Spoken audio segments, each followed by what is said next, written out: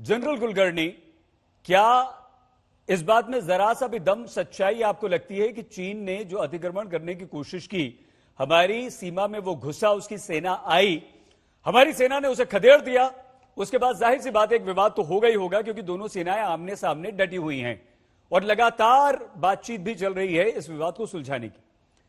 क्या आपका कहना है यहां पर? ऐसे है कि चीन ने धोखेबाजी की, नंबर एक। नंबर दो, चीन ने जो भी पीस एंड ट्रैंक्विलिटी एग्रीमेंट्स थे, कॉन्फिडेंस बिल्डिंग मेजर्स थे 93, 96 एंड सब्सिक्वेंटली, उन सबको कूड़ेदान में डाल दिया। और जिस तरीके से चीन ने कार्रवाई की वो पूरे देश के सामने है, इस पे कोई शक नहीं। अब सवाल है कि चीन ने ट्रांसग्रेशन किया या नहीं किया। चीन ने जहां जहां पे ट्रांसग्रेशन करने की कोशिश की, वहां पे हिंदुस्तान की फौज ने उसको ढकेल दिया। एक जगह पे जहां पे पेंगांग सो है, फिंगर 4 और फिंगर 8, जो परसेप्शन का प्रॉब्लम है। अमूमन ये जो हम लोग बातचीत करते हैं, क्योंकि हम लोकतांत्रिक देश है, हम लोगों को सबको बात करने की इजाजत है और हम सब तरीके से बातचीत करते हैं।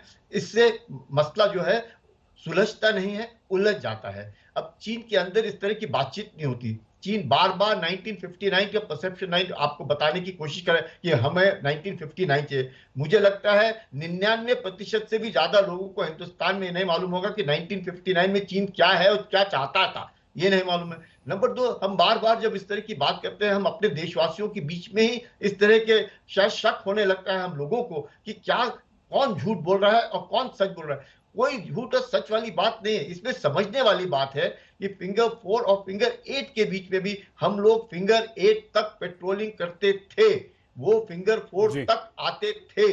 अब मई 2020 के बाद हम फिंगर 8 तक नहीं जा रहे हैं, वो फिंगर 4 पर आकर के बैठ गए हैं। अब ये इस मसले को सुलझाने के लिए क्या था, पीस एंड ट्रैंक्विलिटी एग्रीमेंट थी, कॉन्फिडेंस बिल्डिंग मेजर था कि जब भी चीन इस तरह कार्रवाई करता था, बैनर ड्रिल्स होते थे, उसके द्वारा वो पीछे जाता था। लेकिन इस बार नहीं गया और वो फिंगर 4 पे आकर के बैठ गया। उसके बाद जैसे जल बख्शी साहब ने कहा कि हमने गुरुंग हिल, ब्लैक टॉप, मगर हिल, अपना रजांगला, ये सब जो हाइट्स है साउथ ऑफ पेंगांगसो में पकड़ ली। उसके कारण हम लोगों का जो दबदबा है पूरे पेंगांगसो इलाके में बढ़ गया। Now we are dominating them. यही एक तो जो मसले हैं इस तरह के बातचीत से सुलझते हैं। जब जैसे पैनलिस्ट कह रहे कि 7 राउंड ऑफ टॉक्स हुए, जरूर 7 या 8वां राउंड ऑफ टॉक भी होगा, बातचीत से बात सुलझनी चाहिए, लेकिन नहीं सुलझ रही, जो भी कारण है, क्योंकि हम लोगों ने डोमिनेटिंग हाइट्स पकड़ी है। वो कहते होंगे कि आप पहले छोड़ो, हम कहते होंगे नहीं आप पहले पीछे जाओ। तो ये जो बातचीत हो रही है, because we are in a position of strength, आज हम पोजीशन ऑफ स्ट्रेंथ में हैं, इसलिए वो चीज हमसे बातचीत कर रहा है। लेकिन ये कहना और हर बार हर चीज को ओपन डोमेन में बातचीत करना और उसके बारे में बताना, सब लोगों को बताना, मुझे नहीं लगता है ये ठीक होगा। और स्पेशली चीन जो है। जनरल बख्शी आपके पास भी आते हैं। सर आपको 1 मिनट रोकना पड़ेगा यहाँ पे, क्योंकि समय निकलता जा रहा है। सुप्रिया जी, आपने दोनों रिटायर्ड जनरल्स की यहां पर बात सुनी। सुप्रिया जी, ये सच्चाई है कि चीन जो है उसकी नीति जो है वो विस्तारवादी है, अपने आप को बढ़ाना चाहता है। कई सारे ऐसे देश हैं जिनसे उसका इस वक्त विवाद चल रहा है, हमें तंग कर रहा है लगातार वो, और ये पूरा साल गुजर गया है सुप्रिया जी। मई के बाद से जो लगातार गलवान में हो रहा है, डोकलाम में हो रहा है, वो आपसे हमसे किसी से छिपा हुआ नहीं है। हमारे 20 जवान भी वहां पर जाकर शहीद हो जाते हैं चीनी सेना से लड़ते हुए।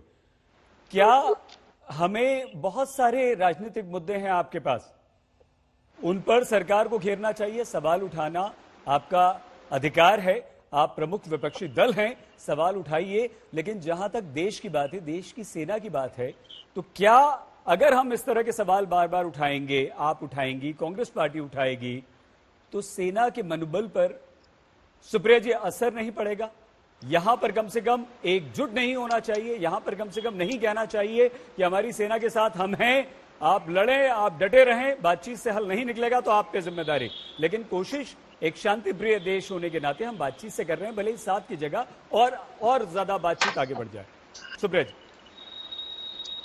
मैं एक्सपेक्ट करती हूँ कि जैसे आपने किसी को इंटरजेक्ट नहीं किया था, मुझे भी नहीं करेंगे। मेरा ये मानना है 7 नहीं 70 कोर कमांडर लेवल टॉक्स हो जाएं, इसका निष्कर्ष निकलना चाहिए। मैं रिटायर्ड जनरल्स दोनों की इज्जत करती हूँ, डेकोरेटेड जनरल्स हैं, लेकिन हाँ, जो देश परेशान, और मैं ये नहीं सोचती कि मिस्टर मोदी आएंगे और वो राष्ट्र के नाम संदेश करके बताएंगे क्या हुआ, लेकिन आप कॉन्फिडेंस तो लीजिए किसी को। आपने एक ऑल पार्टी मीटिंग करी, ऑल पार्टी मीटिंग करने के बाद आपने इतना ब्लैंकेट स्टेटमेंट दे दिया कि कोई घुसा ही नहीं हुआ है। उन्होंने ये नहीं कहा था खदेड़ दिया गया, उन्होंने कहा था कोई घुसा ही नहीं हुआ है। उनके डिफेंस मिनिस्टर कहते हैं अच्छी खासी संख्या में लोग आ गए। मुझे पता नहीं है बातचीत का क्या निष्कर्ष निकलेगा, चीन जाएगा कि नहीं जाएगा। जनरल बख्शी ने एक बड़ी इंपॉर्टेंट बात ट्विटर पे थोड़े दिनों पहले बताई थी कि वो अब हमारी आस्थाओं के साथ भी खिलवाड़ कर रहे थे। वो बीच में कहने लगे थे कि आप मानसरोवर छोड़िए तब हम ये इलाका छोड़ेंगे। मेरा ये कहना है कि चीन पर हर तरह से हमला करना जरूरी है। आप सैन्य हमला, हमारी सेनाओं का पराक्रम और शौर्य इतना काफी है कि उनको छठी का दूध याद दिला देंगे। लेकिन चीन के साथ आपने कहा था हम ट्रेड बैन करेंगे। आपको जान के ये ताज्जुब होगा कि लोगों से तो चीन के ट्रेड बैन करने की बात करी इस सरकार ने, लेकिन इंपोर्ट चीन से वापस प्री कोविड लेवल पर हो गए। चीन के साथ जितना इंपोर्ट पहले होता था दोबारा से होने लगा। चीन से हमने अपने जवानों की शहादत के बाद $750 मिलियन उनके इंफ्रास्ट्रक्चर बैंक से उधार लिए। ऐसा हम क्यों कर रहे हैं? क्यों हम चीन को हर तरफ से नहीं घेर रहे हैं? और मेरा ये मानना है कि चीन हमारा कभी का दोस्त नहीं था। चाहे मोदी जी उनके साथ कितने झूले झूल ले, चाहे साबरमती हो, चाहे महाबलीपुरम हो, 18 मीटिंग वो कर चुके हैं। चीन ने देखिए डोकलाम में क्या किया। वो फ्लैश पॉइंट से पीछे हुए, लेकिन उन्होंने पूरे प्लेटो पे फोर्टिफिकेशन किया हुआ है। हमें ये डर है कि चीन दोबारा से ऐसा करेगा। चीन एक दुष्ट राष्ट्र है, चीन की विस्तारवादी नीति है। उससे निपटने के लिए हमें चौतरफा उन पर हमला बोलना पड़ेगा, जो हम नहीं बोल रहे हैं।